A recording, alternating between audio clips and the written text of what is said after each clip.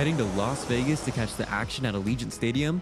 Skip the traffic and the sky-high room rates of the Strip. Book your stay at the South Point Hotel, Casino, and Spa.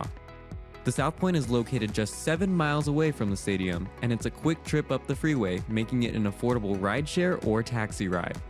And don't worry about getting here when you land in Vegas. We offer a convenient airport shuttle to get your getaway off to a stress-free start. Shuttles are also available on Raider game days for a small fee. So whether you're rooting for your team or seeing your favorite band in concert at Allegiant Stadium, South Point Hotel, Casino, and Spa is your ticket to all the excitement. Are you ready to lock in your bets and cash in on the games this weekend? Get weekly football winners from Alex White, Chris Andrews, and Vinny Malulo. I did take the dog 3.5. I'm going to stay with the Colts here. That's definitely going to be one of my plays. If the Bears have turned the corner, they have to take care of business in this game. Yes. Tune in for behind-the-book perspectives you won't find anywhere else. Well, if you're looking to bet the under, you're going to get a better number. The wise guys are certainly not going to play the favorites. I know if it hits 7, don't blink. Maybe that's what bettors are waiting for. Every NFL matchup, every college game that matters, the spreads, the stats, and the smart money plays. Is there a way to bet against both teams? Get your winning edge with Football Frenzy, streaming on YouTube every Friday at noon Pacific.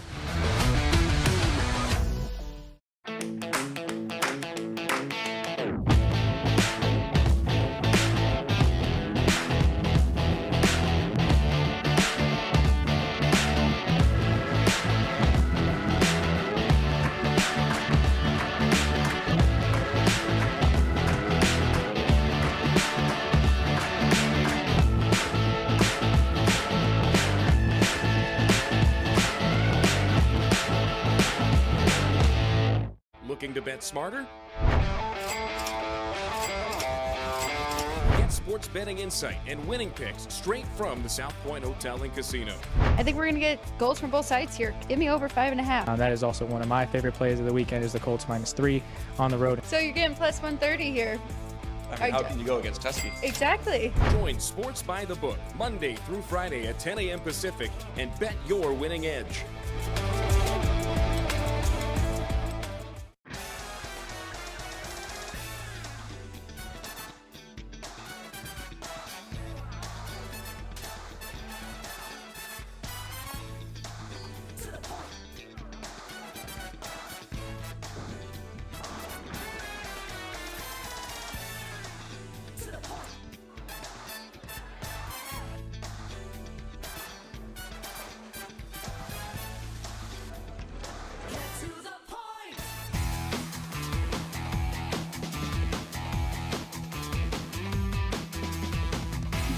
All right, here we go. Let's have some fun Thursday night football. We will give you the bettor's perspective. And, of course, from behind the book, Dwayne Colucci joins us in less than 5 minutes. Looking forward to that. A lot of games on the ice, a lot of games on the hardwood, including one that is going on right now, actually.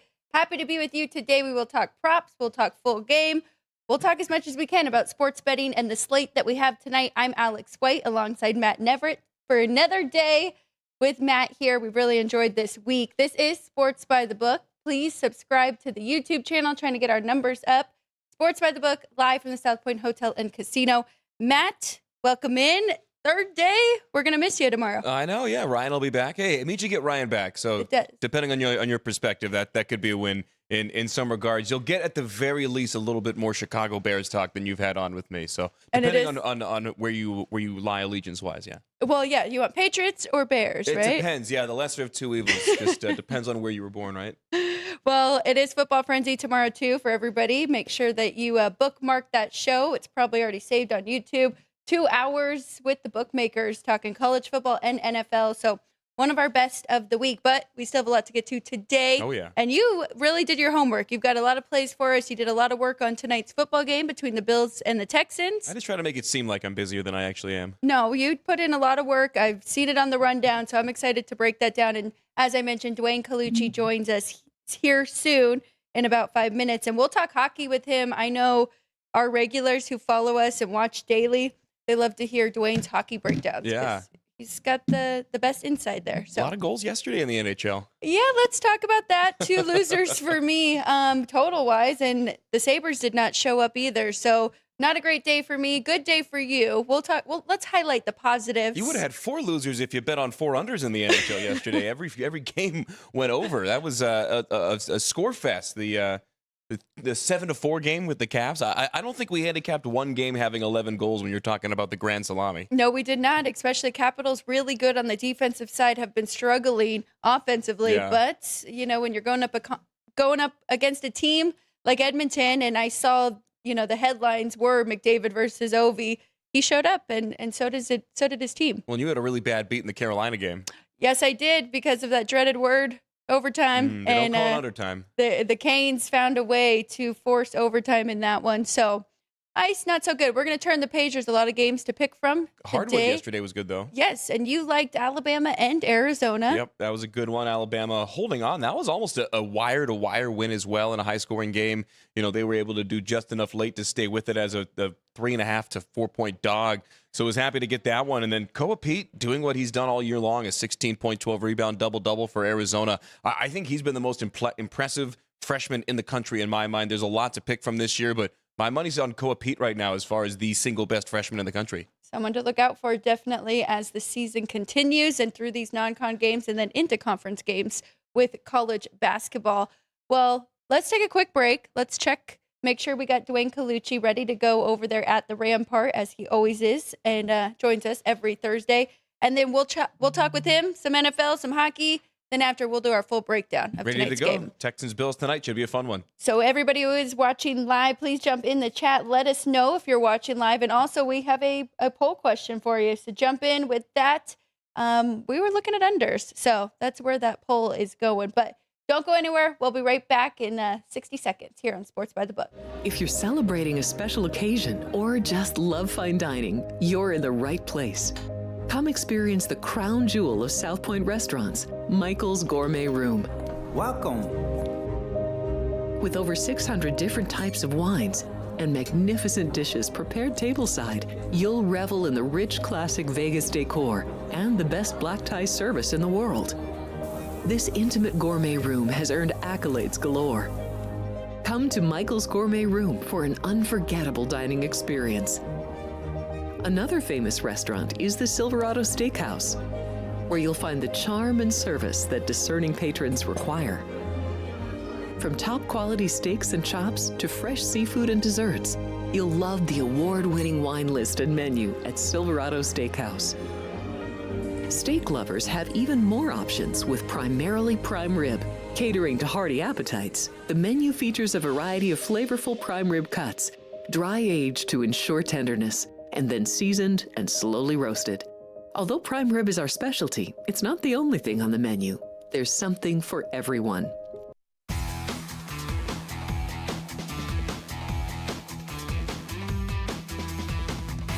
And we are back live from the South Point Hotel and Casino. And now we check in with our good friend across town over there in Summerlin at the Rampart, holding things down at the Race and Sportsbook. Dwayne Colucci joins us now. Matt Neverett to my left. I'm Alex White. Andrew running the show behind the scenes. Dwayne, how are you doing this Thursday? Are you happy? Your team got a big win on Monday. I know the competition isn't the best, but still, the Cowboys look pretty good Monday night. Yeah, they look good, Alex. I mean, you still had, George Pickens and CD Lamb partying out, trying to get the Vegas flu. And we still managed to destroy the Raiders, but the Raiders aren't putting, a good product on the field, in my opinion, right now, Alex. So, yeah, it's a victory, and you take it at the NFL level. You're always happy as a Cowboy fan to get a victory. But, the Raiders just look in disarray. It looks like now, there's a lack of motivation in that locker room, and it's definitely taking its toll as they are just getting destroyed by most teams that they match up against, whether it's at Allegiant or on the road. Geno Smith, I mean, he looks like a deer in headlights. He doesn't want to risk any injury, pulling up on plays close to the goal line. It's just not a good look right now for the Las Vegas Raiders. And, there's going to be a lot of changes in the offseason. I'll tell you guys that right now. You look at the graphic, they're way behind anybody in this monstrous division. And, they're going to be looking up for quite a few years if they don't rectify things quickly. And Dwayne, right now the Cowboys second in the NFC East. 3 tough games coming up. They got the Eagles and the Chiefs at home this week and next, and then they go to Detroit the week after. So with the win over the Raiders last week, where does that leave the Cowboys moving forward the rest of the season, especially over this gauntlet over the next 3 weeks? Yeah, not looking good, Matt. I'll be honest with you. Dallas is over their head, in these next 3 matchups, in my opinion. Naturally, you get up for your division rival, but when you're dealing with the Chiefs and Detroit, 2 teams that are, outside looking in on the wild card playoff scenario, you're definitely going to have your hands full, and Dallas has to make, some defensive changes. The defense looked a lot better, but once again, we're talking about the Las Vegas Raiders, Matt. So, I think it's going to be a tough road ahead for the Cowboys. They'll be lucky to get 1 out of these 3 in the victory column. And, the odds to win the NFC Championship should be much higher on the Cowboys. We discussed this going into the regular season. That's just public money that, Cowboy fans like myself, we're so emotional that we're going to back the Cowboys regardless of what's going on. But, when you're look at that, equal to the Chicago Bears, and look how well the Bears have played as opposed to the Cowboys. They needed that victory against Green Bay. They didn't get it. They got lit up by Jacoby Brissett, and not that Brissett is playing bad. I mean, the guy completed 47 passes last week, but it's just not a good look for the Cowboys, and that defense is definitely scrutinized. Dak Prescott early in the season was having an MVP type of season, and he's continuing on. He's playing very well. But Dallas is not in the playoff mix, in my opinion, guys. Dwayne, let's look at tonight's game here. Houston 5-5, but they're 5-2 in their last 3 games. Their defense is elite, really keeping them in games. They've got a tough one here tonight against the Buffalo Bills. 5.5-point favorite here for Buffalo, and the total 43.5. Any thoughts on this one? I know we've seen some line movement since knowing that C.J. Stroud is officially out again. Yeah, and they're playing pretty solid without him. But, I would love to have CJ on the field if I was going to back the Texans in this spot. You're getting 5.5 at home, which, everybody who is so-called sharp definitely loves to take points at home, especially with a monstrous defense. This game's kind of a layoff just because, in my opinion, just because of the way Allen played last week. I mean, this guy scored like 53 points from a fantasy perspective. He was all over the field. He was just a touchdown machine last week. And when Allen starts to get it going, that's when Buffalo starts to get it going, and they need to win games. They want to outfinish the Patriots.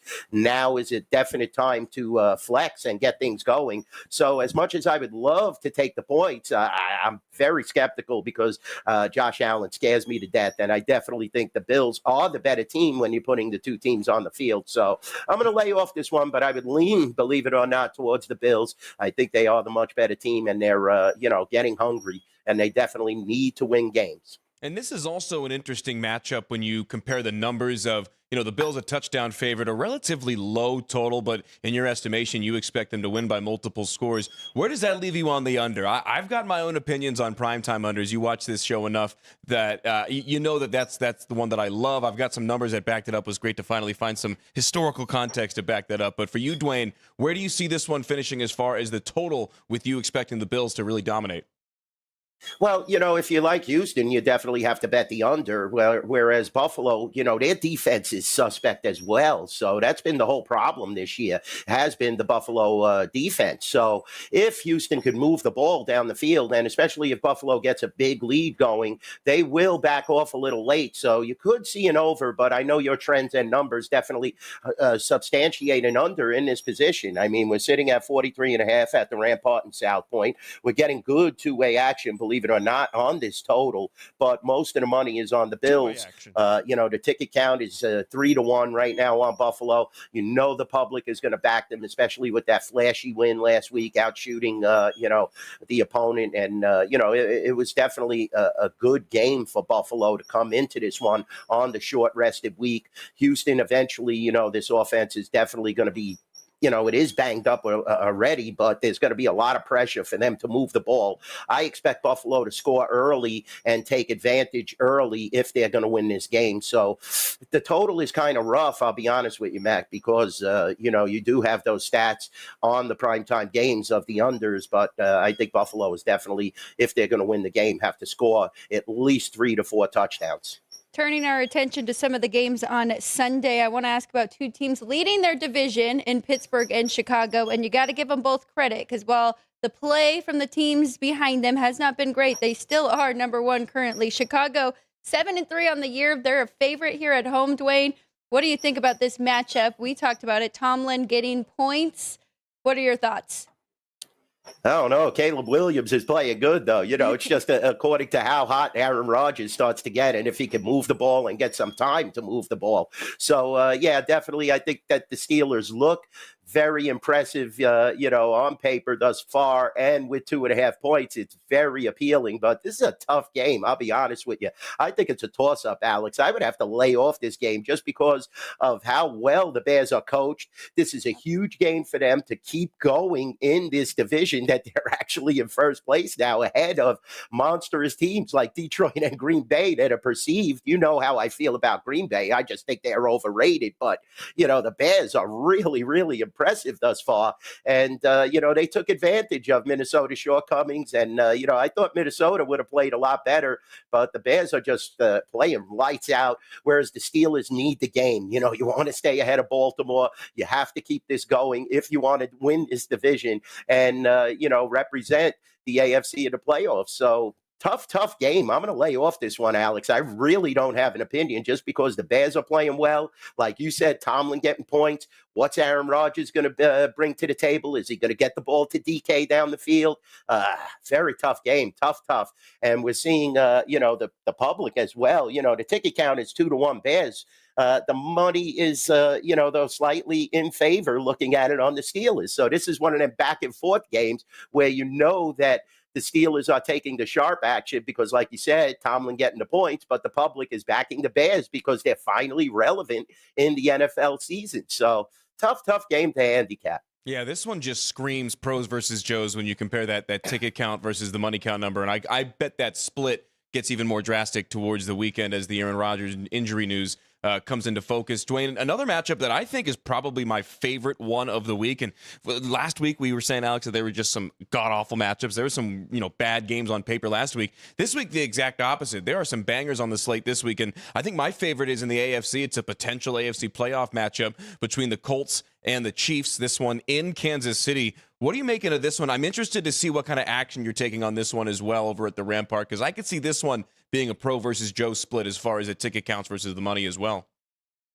Yeah, this is a tough game, Matt, again, but I think the Chiefs really need this game. And the ticket count right now and the money count are both even on this game. Wow. The Colts have really been impressive early in the season. Now, though, the Chiefs have their backs against the wall. That was a huge loss last week. Definitely, I think the Chiefs are the right side here. That's why we have this hook, on this game. The Colts look so appealing with 3.5, but the Chiefs need to win this game. You're more than a game.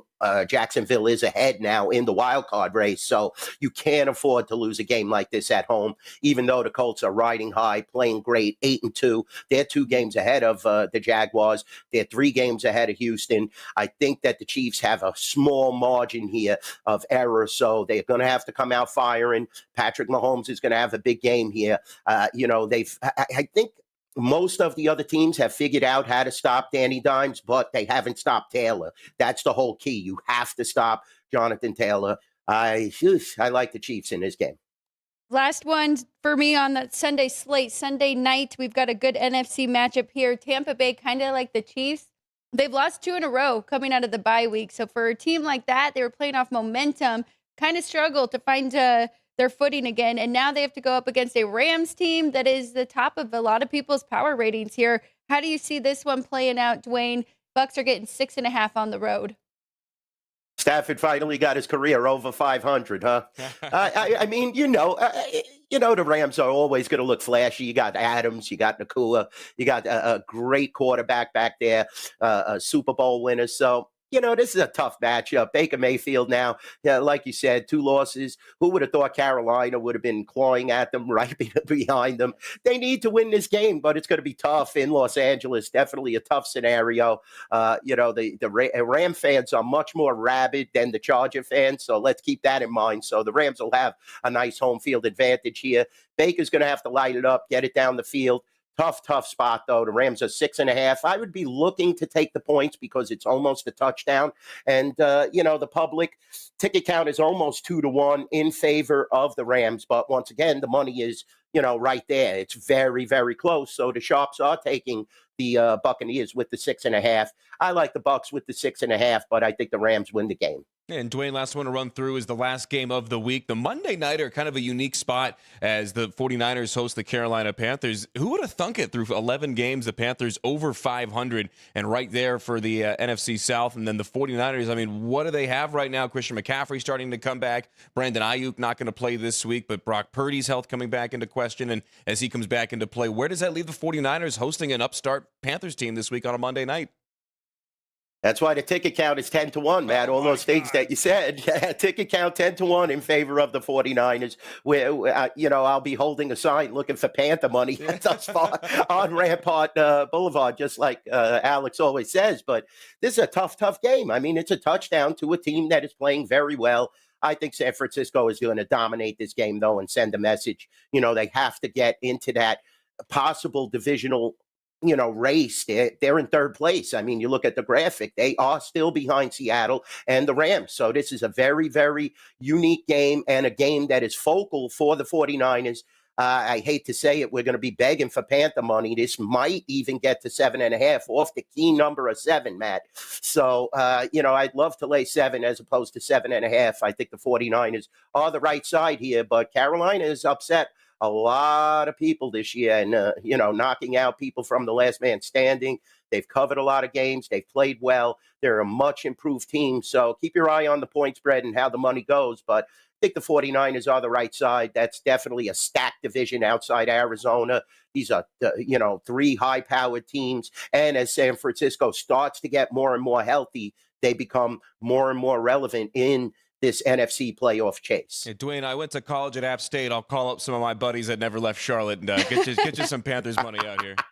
There you go. Sounds good. Definitely bring them with your dad. Let's do it, yeah. If we can get on the other side of 7, I might join them too. 7.5, maybe. Yeah, maybe. It is a high total, though, but we've seen some higher scoring games from Niners lately. Good T-spot if you have any confidence whatsoever in Carolina. Not bad at all. Let's go over to the ice here, Dwayne. All of our regulars love to hear your breakdowns. I just want to start off. There is one team playing at home, and they haven't been playing very good since Mitch Marner has come over here to Vegas. I know Austin Matthews is out as well. What are your overall thoughts on Toronto right now? They are 2 points ahead of Buffalo to being dead last in the Atlantic, 9-2 on the year.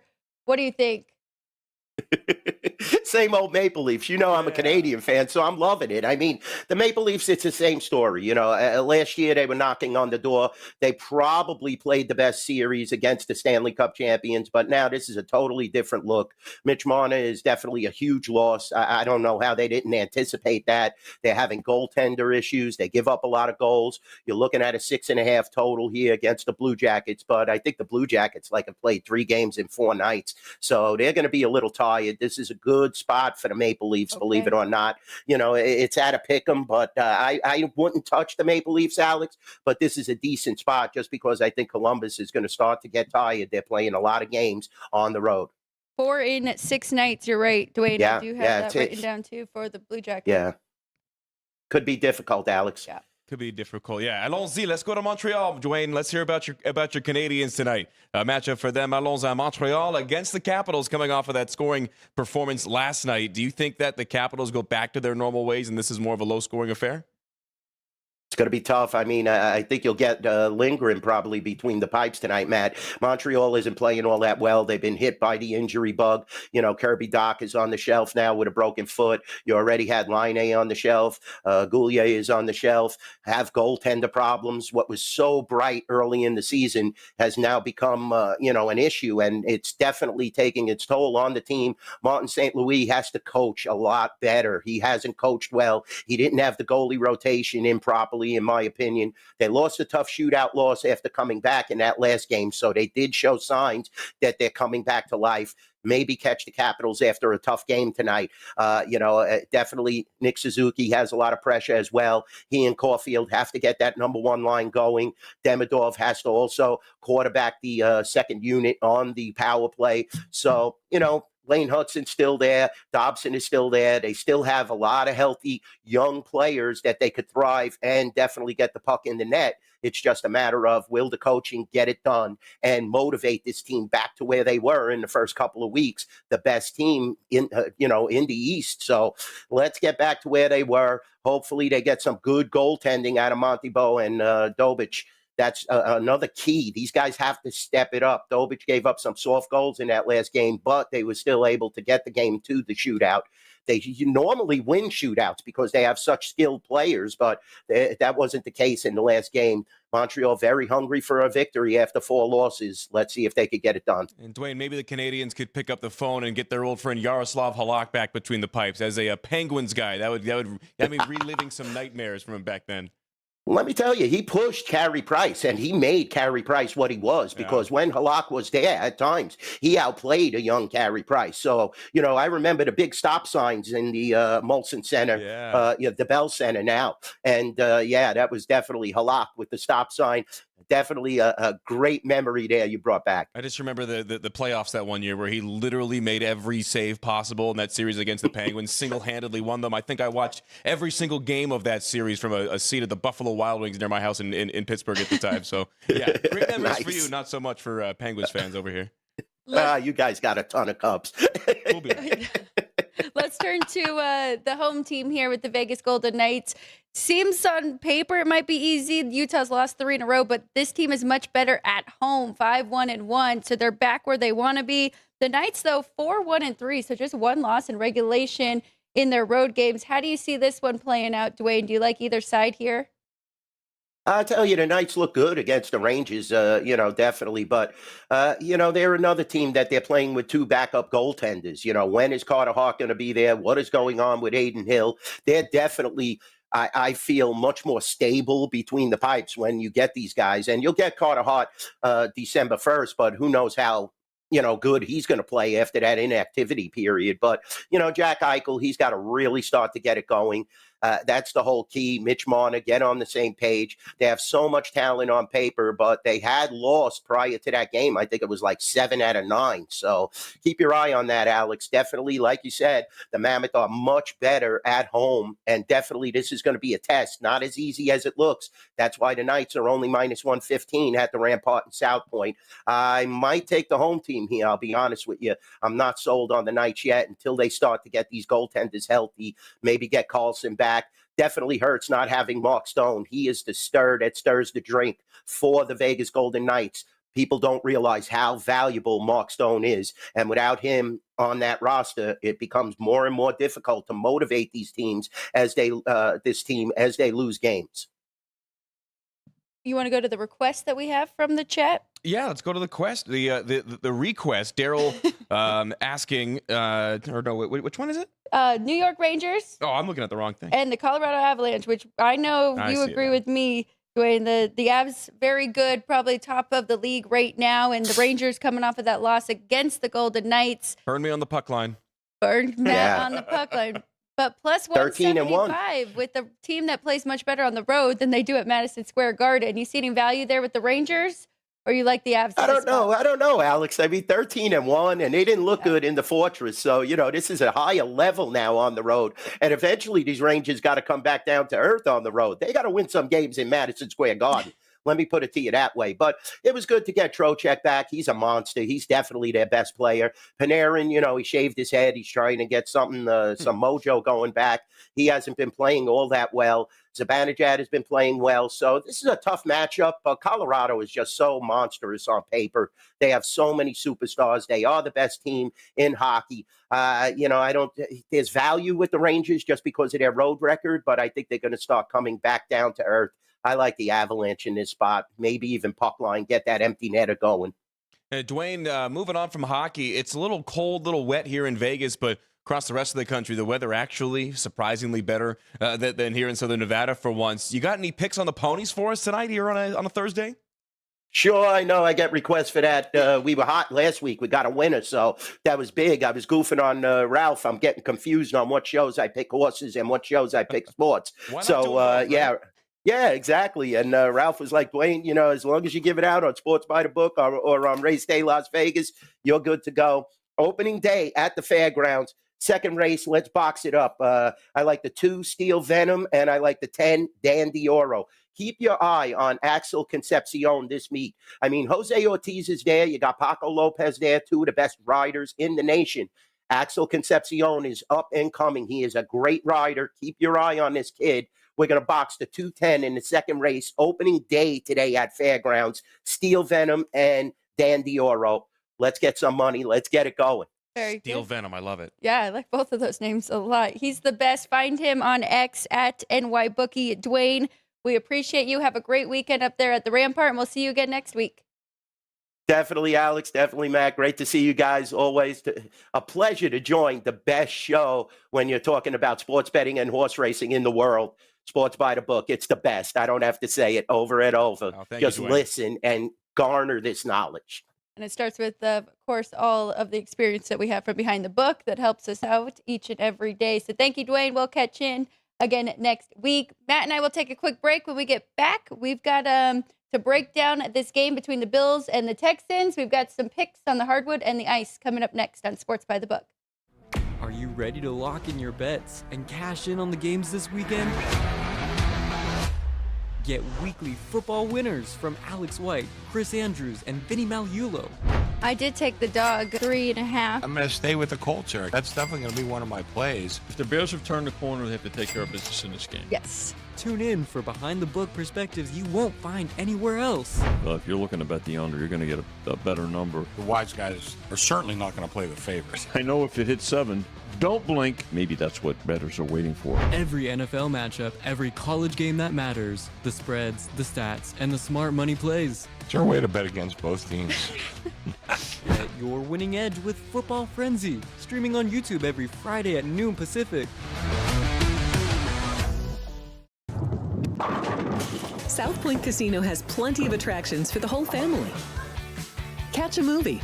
Our 16-screen movie theater includes 2 XD Extreme screens for the ultimate in viewing, sound, and luxury. After the show, treat the family to a variety of treats at our old-fashioned ice cream parlor, Kate's Corner. We scoop up a variety of creamy concoctions, including smoothies, hand-dipped cones, milkshakes, malts, sodas, and sundaes. At Kate's, there's something for everyone. And if you've still got time to spare, our bowling center might be right up your alley. Voted Best of Las Vegas, it's a great place for friends and family fun. 64 lanes, a pro shop, snack bar, and arcade. And while the kids are bowling, you can play slots and sip on a drink in the Alley Cat Lounge while overlooking the lanes. For our more serious and professional bowlers, the South Point is also home to a separate tournament bowling plaza.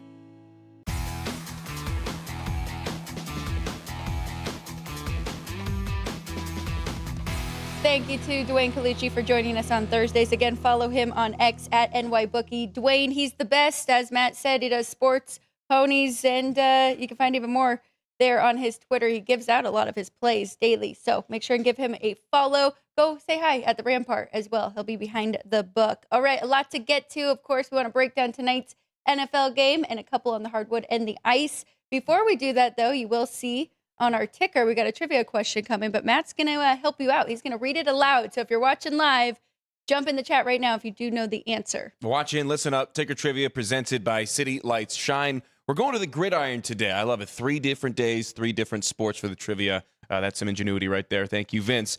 In football, Hall of Fame running back Walter Payton of the Bears set the new single-season game rushing yards record for an NFL player at 275 yards, a record that he held for over 2 decades. Who is the current NFL record holder for most yards in a single rushing game, unseating Sweetness Walter Payton when he set the record on this day? Again, ticker trivia brought to you by City Light Shine. We'll give you the answer later on in the show. There are 3 players, actually, that are between the record and where Walter Payton ended up. So there's been 4 guys to break that record, but who holds the current record? It's a name you know. Hopefully Ryan is watching and he jumps in ASAP because I know he knows it as well. We also have a poll going on for tonight's game, making more with less. Which touchdown prop are you taking the under in tonight? So the options: touchdown scored by the Bills, 2.5.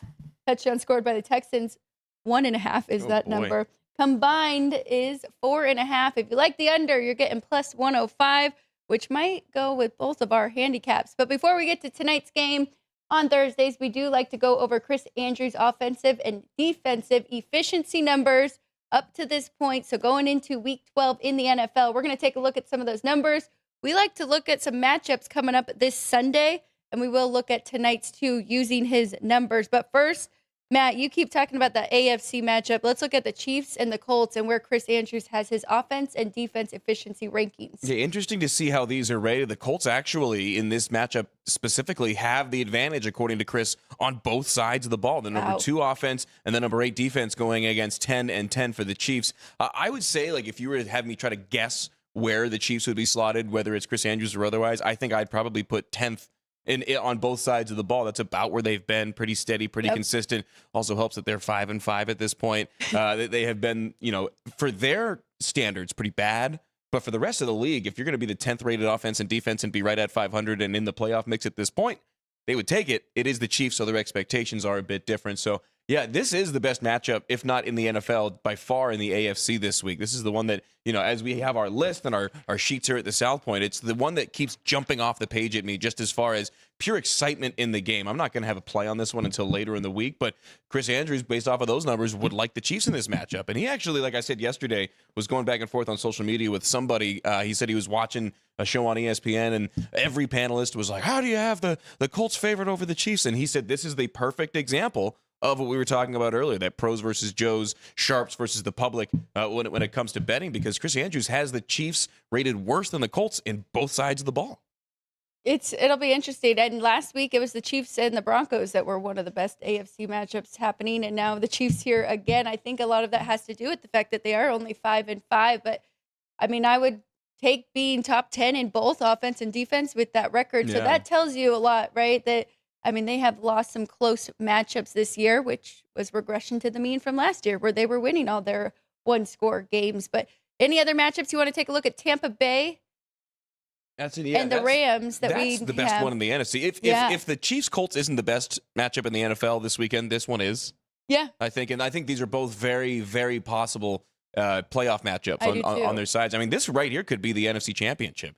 And, I mean, you got the Rams rated as highly as anybody, 5th, and then tied for 11th, and the Buccaneers 12th and 24th on defense. That's actually kind of surprising. You know their defense isn't great, and I think Chris may be a little lower on them than some other folks, but they haven't been outstanding. That's the thing, is their defense is not going to win them a lot of games. No, it's not. And we don't know exactly which metrics he's following, but I think it has to do with the percentage and you're letting your opponent score and maybe touchdowns to field goals. I typically trust Chris's judgment, yeah. 100%. And, yeah, especially as of late. I mean, I mentioned it since the bye week.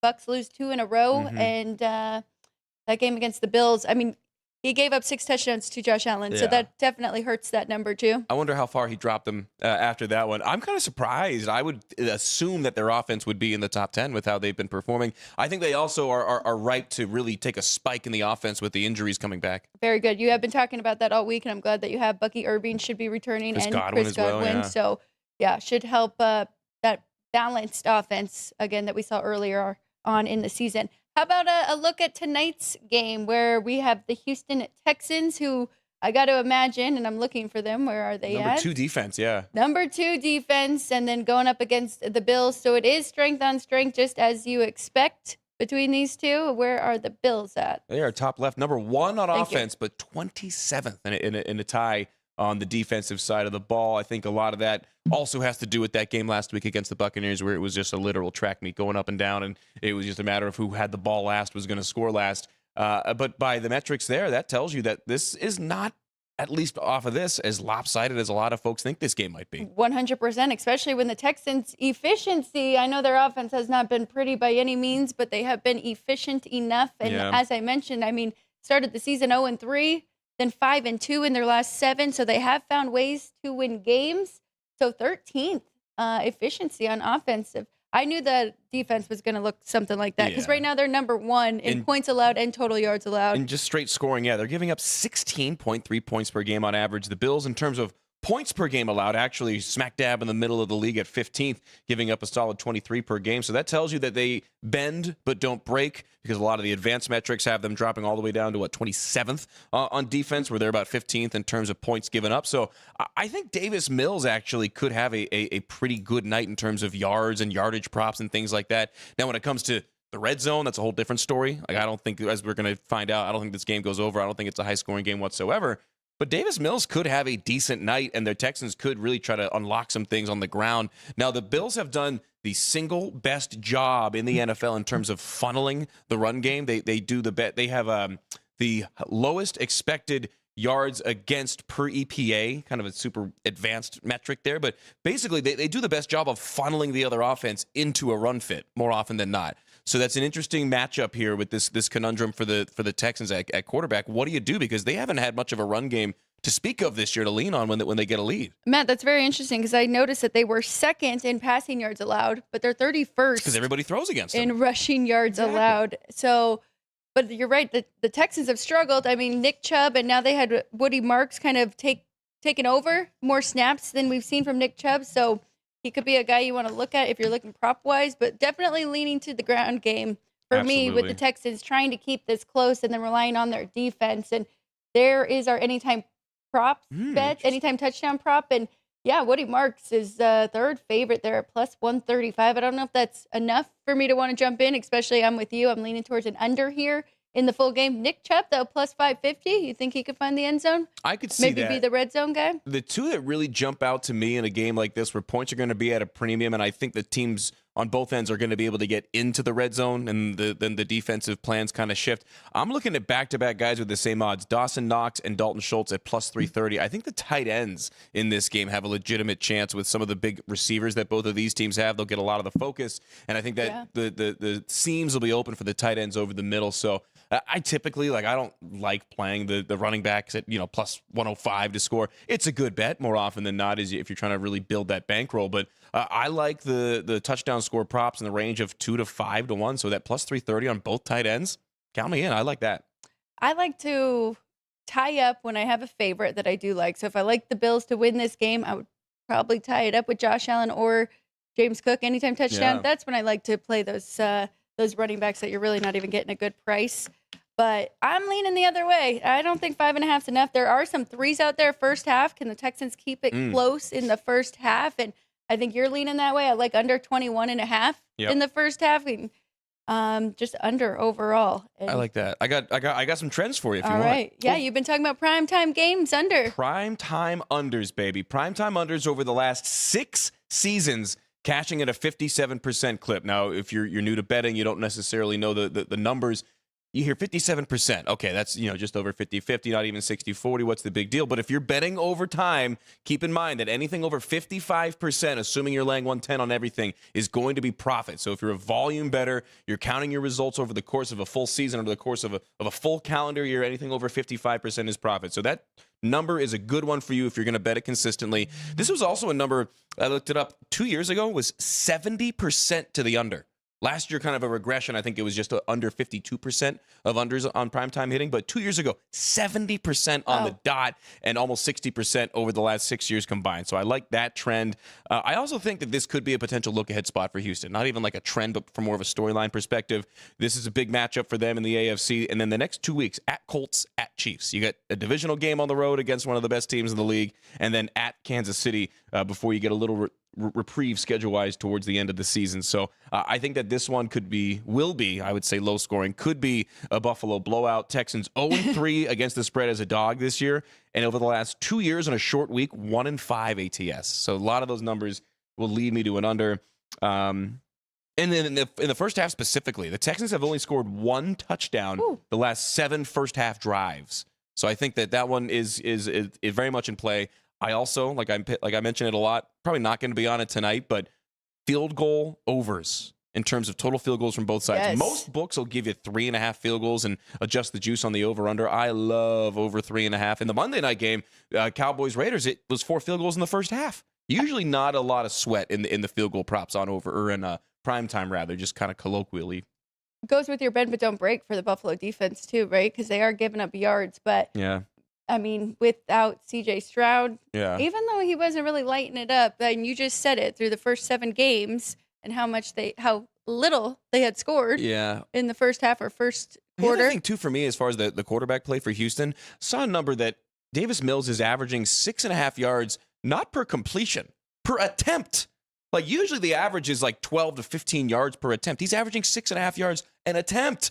That means more often than not, he's checking it down or throwing a slant or some kind of swing or out route. There's not going to be a lot of downfield verticality to this Texans offense. So I think that the number of total possessions in the game is going to be limited because of that. Right. And if the Bills get a lead, look for them to really sit on it and run some more.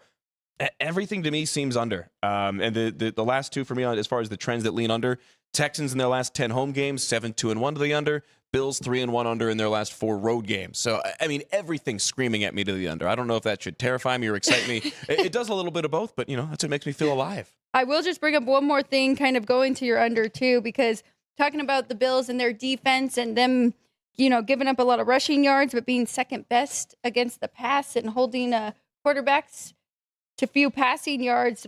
But Houston's good on both sides. They are third against the pass and third against the run. So I know how good the Bills' offense can be, but this defense is just elite. I will give JR a shout out, though, because he's gone with an alt number here. I saw that. For the Bills, and can't hate it. I really can't. But if you want, you could come check out these parlay cards, and there's definitely the reverse teaser. Bills minus 12.5 is on this reverse teaser. Come see us, JR. If you think the Texans can win outright, you just got to lay 1.5 on this card. But Ryan's been tracking these, Matt, and the last few weeks they've been pretty good. Not bad. So any of these parlay cards, you can come see us here at the South Point or go see Dwayne at the Rampart. But we've got our poll question that just wrapped up about that game tonight. Oh, let's hear it. Let's hear it tonight. So the question was, making more with less, which touchdown prop are you going to take the under on tonight? All South Point odds. Touchdown scored by the Texans under 1.5. Touchdown scored by the Bills under 2.5. Combined touchdowns in games under 4.5. Half of the vote, exactly 50%, is going with touchdown scored by the Texans under 1.5 at plus 150 here at South Point. I'll give you a little teaser. I voted in the poll. I voted for the one that got the least amount of votes. So that should tell you where my head's at. Combined touchdowns in the game under 4.5. I would have voted for that one too. Uh-oh. Why not take the combined teams? Especially we're thinking field goals, not touchdowns. I think people saw the plus 105 on the juice and didn't want to take it because the other options were plus 130, plus 150. So okay, we're building bankroll up here. Our listeners, they are pretty good about going for value. Oh yeah, not just Some other things that were mentioned in the chat. I do see that Daryl said that Josh Allen's aiming to surpass Cam Newton for the most running touchdowns. Did you know that? Yeah, most it's going to be either touchdowns? this week or next week. If he's 2 rushing touchdowns away, 1 away from tying it, 2 away from being the all-time leader. And awesome. This is going to be one of those records, kind of like we saw at the end of Tom Brady and Drew Brees' career, where like the passing yards record, where they just kind of pass it back and forth until one of them retires, and then this is what it's going to be, I think, with the quarterback rushing touchdown record. I mean, Jalen Hurts is going to get it eventually, and then, so-and-so will have it as the game progresses. But that's just the development of the game for sure. Jalen Hurts. Does that count? He's getting it because of the... You play to win the game. The ball getting across the goal line. Push. So, I don't know. Hey, Mark Andrews is the new tush-push guy, it turns out. Yeah, I saw that. Hey, let's go from the pros to the amateurs. Let's go to a college game. This one missed my list here because of the rotation number, but there is a college football game, and Matt has actually broke this one down for us. It is in the Sun Belt. Nothing jumped out for me. It's Louisiana Lafayette, Arkansas State. Arkansas State is a 2.5-point favorite, Matt, at home here, hosting the Raging Cajuns, total 54. Yeah, this is a battle in Jonesboro of Sun Belt foes. App State having a terrible year in the Sun Belt, so I'm a little jaded about the conference as a whole. But it is the only game tonight, so I wanted to take a look. The Raging Cajuns, I should say. Also, it's no longer Louisiana Lafayette as far as what they want out there. It's Louisiana. Okay, that doesn't hit right. So. It's not up to them to get to decide. It's up to the public. But I digress there. 4-6 going against 5-6 Arkansas State. The Red Wolves laying a couple of points here. Both teams coming off of a bye week, so there's a little bit of a rest for both sides, both coming off of wins in the previous game. My handicap on this one is, game that's projected to be within a field goal as of right now. The turnover battle and the takeaways are going to be, I think, a huge difference in this game between two very different types of offenses. Rain in the forecast for Jonesboro, Arkansas tonight. I think Arkansas State, who relies very heavily on their passing game as opposed to the Raging Cajuns, who are more run-oriented, are going to struggle. Arkansas State also turning the ball over a lot. They have 18 giveaways this year, and have only taken 12 away, so they have a -6 turnover differential. I think that makes a big difference. Louisiana with the 35th best rushing attack in FBS by both yards and yards per game. And like I said, with the weather advantage, I think that Louisiana on the road can go out there, keep it close, find a way to either keep it within a touchdown or win the game outright in a conference game at the end of the year. Both of these teams here playing for bowl eligibility at the end of the season. The Cajuns need to win 2 of their last 3 games to get to a bowl, so there is that motivation factor, and we're finally at the part of the college football season where we can start to kind of handicap that in the mix. Absolutely. And especially for smaller teams or smaller conferences like this, they are definitely going for that 6 win, even if it's not to go to the bowl, and they know some of the players will opt out. Just to get a seat at the dance floor. Exactly. Get an invite. Yes. And want to be over 500 for their final record and to help them for the final. So I'm on the Cajuns catching 3 points on the road here. All right. My number was a little higher. I did tell you that. I made it 4.5, but really on a neutral, I would have Arkansas State 1. So just giving them some home field there. So a little bit higher for the home team, but I'm staying off of it. I really do not have a feel for either of these teams. You brought up App State, and I think I'm going to be on them this week and taking points against Marshall, which good luck. Thank you. Did you watch that game last weekend against James Madison? I did not. They got killed. The thing is like, and anyone who is a fan of a team that is, maybe not as mainstream knows this. When you start getting texts in the middle of the game, it's one of 2 things. They're either getting smoked or they're dominating. Right. And it was the former this weekend for App State. I was calling the UNLV football game while that game was going on. And I got, I think, 3 different texts, including one from James Jensen with the Aviators, who one of the funniest guys I know. He says, does App State know that they're supposed to be playing in the game right now? It was like 55 to something at that point. Yeah. Bad weekend for the Mountaineers. Yeah, the last few weeks have been pretty brutal. We'll see if they can be competitive this week. Only catching 5.5 at home against Marshall. So I think maybe more of their bounce back, baby, level right here. Yeah. Speaking of James, Arizona, he's got a big game this weekend hosting Baylor, and they're almost up to a 7-point favorite at home. So we'll see how that one goes for the Wildcats. All right. We've got a couple of games in hockey that I like, and you've got one basketball, right? You're one college hoops play. Starting a new streak here. Hopefully. 2-0 yesterday. Let's keep it rolling. What are you looking at? I'm looking at the literal last game on the sheet here. I was scrolling down and looking through. This one's on the beach in Daytona at the Boardwalk Battle. This is actually the same MTE multi-team event that UNLV played in a couple of years ago. So I've been to this gym. More like as my dad used to call it, a cafegimatorium. Right? Like you're in elementary school, you eat your lunch and then you move the tables and you play your basketball games in there. Right. It felt like that on the beach in Daytona. So it's a super small gym. Actually, Incarnate Word in Southern Indiana playing right now as we speak in that battle for the Boardwalk. These are the semifinals, but I'm on the late game. Late being relative, it starts here in about an hour and 10 minutes out there in Daytona Beach.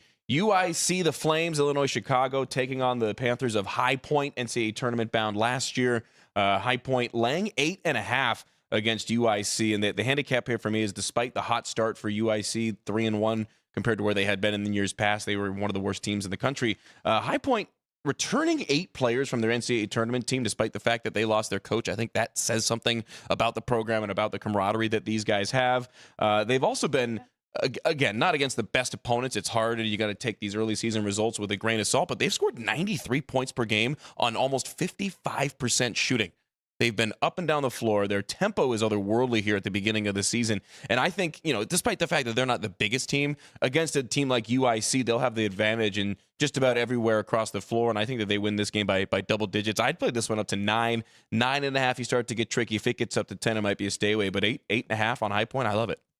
I like it. Very good handicap there. And you're saying so they're going to increase their shooting percentage, right? Going up and down in high pace? I mean, it's remarkable to see a team scoring 93% or 93 points rather on 54+% from the field. Normally, when you score that many points, it's just because, especially this part of the year, you're just running and gunning up and down the floor and just finding ways you get up there 3 seconds or less, get up there and fire a pass, all out the old BYU days. But 55% field goals is nothing to scoff at when you're scoring that many points per game. It means that they're super efficient, if nothing else, if the game stays tight tight. I think they have the advantage in that regard and can pull away late, potentially with a backdoor cover on some free throws in a worst case scenario. Always, yes. That's why you got to be careful with those favorites there. I mean, with those dogs there, and you can kind of lose out on those points there with them trying to stay in the game and those fouls. But just a couple on the ice for me, and then we'll put a bow on everything and make sure that we gave out everything we like for the NFL game.